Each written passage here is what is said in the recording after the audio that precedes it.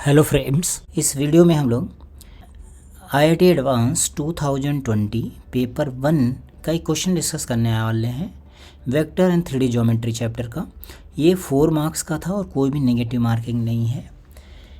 Vector 3D का जो chapter है फ्रेंड्स, ये बहुत ही ज़्यादा हाईली स्कोरिंग होता है एडवांस पॉइंट ऑफ व्यू से। अगर ये चैप्टर में आपको समझ आ गया है, थोड़ा विजुअलाइजेशन होता है, मैं आपको क्वेश्चंस के थ्रू उसको सिखाऊंगा।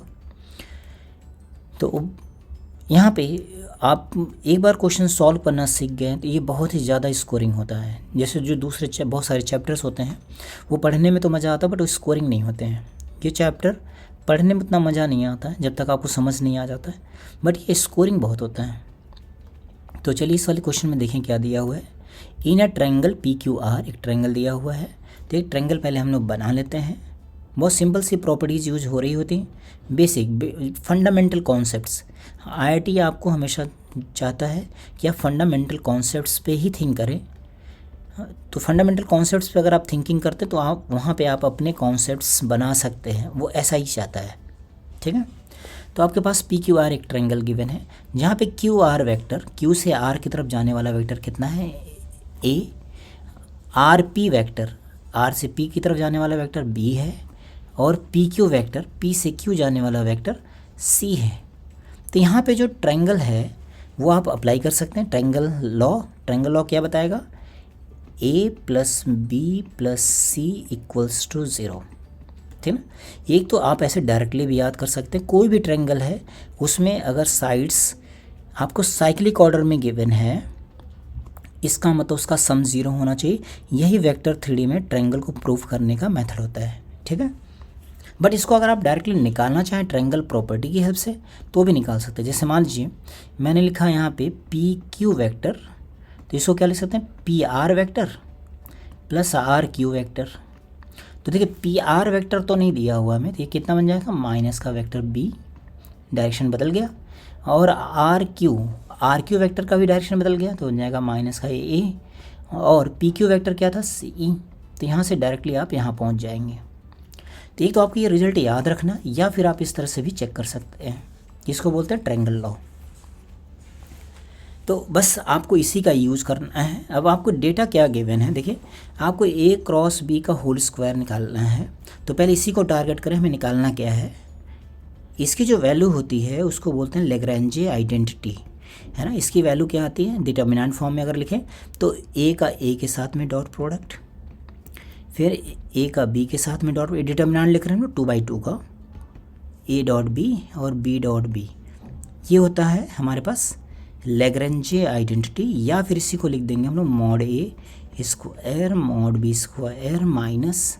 -A.B whole square. अच्छा, वेक्टर का साइन यहाँ पे ऐसा एरो लगाने की जरूरत नहीं, आप अपने आप से लिख रहे हैं तो ऐसे डायरेक्टली भी लिख सकते हैं। तो इसको बोलते हैं हम लोग लैग्रेंजे identity.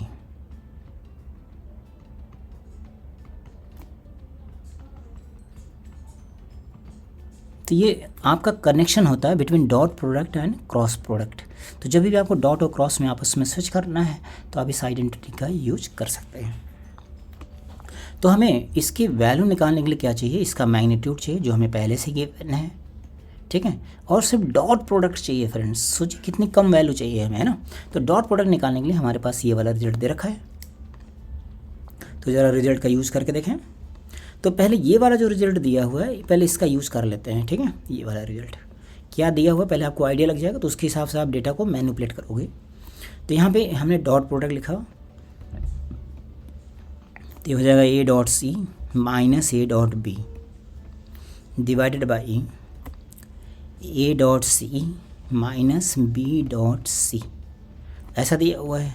Determinant magnitude of vector A कितना है 3, और यहाँ आ जाएगा 3 + 4, ऐसा गिवन है डेटा। तो अभी इसको इक्वेशन 1 सपोज करके ऐसे रहने देते हैं। अब ये वाली जो चीज़ थी इसको यहाँ पे कॉपी कर लेते हैं।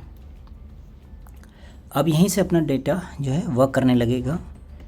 A + B + C = 0। हमें क्या चाहिए, देखिए हमें चाहिए A.C, तो इसका हमने A के साथ डॉट प्रोडक्ट लिख दिया, तो आएगा A.A + A.B + A.C। तो क्या फ्रेंड्स हम यहाँ से A.C की वैल्यू निकाल सकते हैं क्या, कितनी हो जाएगी वैल्यू, देखिए A का इसको क्या बन जाएगा, ये मॉड ऑफ ए स्क्वायर हो गया। मॉड ऑफ ए स्क्वायर की वैल्यू कितनी हो गई, देखिए यहाँ से 9 हो गई, तो इसको लिखेंगे -9 और माइनस का ए डॉट बी। ये आपके पास एक रिजल्ट जनरेट हो गया यहाँ पे रिप्लेस करने के लिए ए डॉट सी को। ऐसे आपको बी डॉट सी भी चाहिए होगा, तो इसका हम बी के साथ डॉट प्रोडक्ट करेंगे। बी के साथ क्यों लिखेंगे, बिकॉज हमें मॉड बी पता है, सी के साथ नहीं लिखेंगे, ठीक है ना। तो हमने बी के साथ डॉट प्रोडक्ट लिखा इसी क्वेश्चन में, तो कितना आएगा, A dot B dot B plus B dot C equals to 0। अब बी डॉट बी कितना दिया था आपको, ये बन जाएगा मॉड ऑफ बी स्क्वायर। इसकी वैल्यू कितनी हो गई, 4 था तो 16 हो गया। तो यहाँ से आपके पास बी डॉट सी की वैल्यू आ गई। तो बी डॉट सी कितना आ गया फ्रेंड्स, ये आ गया -16 माइनस ए डॉट बी। देखिए इस चैनल का पर्पज़ है कि अगर आप वीडियोस को वॉच कर रहे हैं तो आपकी थिंकिंग डेवलप करना टुवर्ड्स एडवांस, है ना। बहुत सारे बच्चे डरते हैं, तो मेरा जो ऑब्जेक्टिव है वो यही है कि मैं आपके अंदर वो थिंकिंग इनकलकेट कर सकूं जो एडवांस के लिए चाहिए। तो धीरे धीरे मैं क्वेश्चंस के थ्रू करूंगा, थ्योरी के थ्रू भी होती है, पर जब थ्योरी पढ़ाएंगे तब। तो ये वैल्यूज़ हम लोगों ने यहाँ पर रिप्लेस कर दी।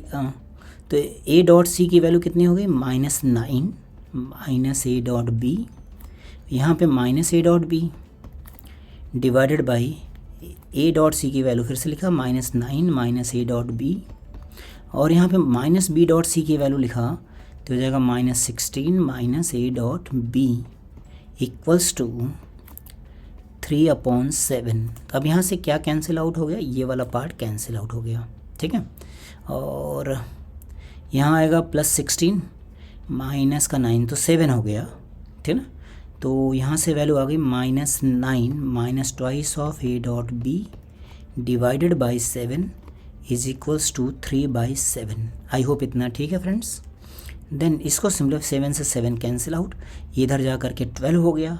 तो ए डॉट बी की वैल्यू आ गई -6, मतलब इसके बीच में हमारे पास ऑप्टिव एंगल है। अब आपको जो चाहिए ए क्रॉस बी की वैल्यू चाहिए थी, बस वो वैल्यू लिख दीजिए, A cross B whole square, तो हो जाएगा mod of A square mod of B square minus A dot B whole square. Friends मेरा एक आपसे रिक्वेस्ट है, आप कैलकुलेशंस कंप्लीट देखा कीजिए। जो कैलकुलेशन है उसी का जादू होता है एडवांस में। आप ऐसे समझ लीजिए कैलकुलेशन की इम्पोर्टेंस। अगर मान लीजिए एडवांस में कोई क्वेश्चन आता है और आपकी कैलकुलेशन एरर हो गई, या फिर आपने कैलकुलेशन लंबे लंबे लिखे, तो डेफिनेटली एरर होने के चांसेस बढ़ जाते हैं, ठीक है ना। तो यहाँ पे जो मैं कैलकुलेशन लिखता हूँ बहुत ही ज़्यादा प्रिसाइज होती है, तो आप प्लीज़ कैलकुलेशन को पूरा वॉच करें, उससे आपकी थिंकिंग डेवलप होगी, ठीक है। तो यहाँ पे मॉड ए की वैल्यू कितनी हो गई 9, मॉड बी की वैल्यू हो गई 16, ए डॉट बी की वैल्यू हो गई 36, तो हो जाएगा 144 माइनस 36, तो ये आ जाएगा 801,10800। यही आंसर हो गया फ्रेंड्स, है ना। तो हमारे पास कुछ इंटीजर टाइप का क्वेश्चन था, तो आई होप समझ में आया होगा आपको फ्रेंड। बहुत ही अच्छा सा क्वेश्चन है, मैंने आपको ट्राई किया कि अच्छे से समझाऊं। जो भी इसमें थ्योरेटिकल पार्ट यूज हो रहा है प्लीज़ उसको आप अपने नोट्स में लिखते जाएं। ये उनके लिए ज़्यादा इफेक्टिव होगा जो अभी क्लास 12th में है या फिर क्लास 11th में है। जो लोग एडवांस अभी देने जा रहे हैं उनके लिए यहाँ पे कैलकुलेशन वाला जो पार्ट है वो बहुत ज़्यादा इंपॉर्टेंट है, क्योंकि थ्योरी आपकी क्लियर होगी, है ना फ्रेंड्स। चलिए, तो थैंक यू फ्रेंड्स।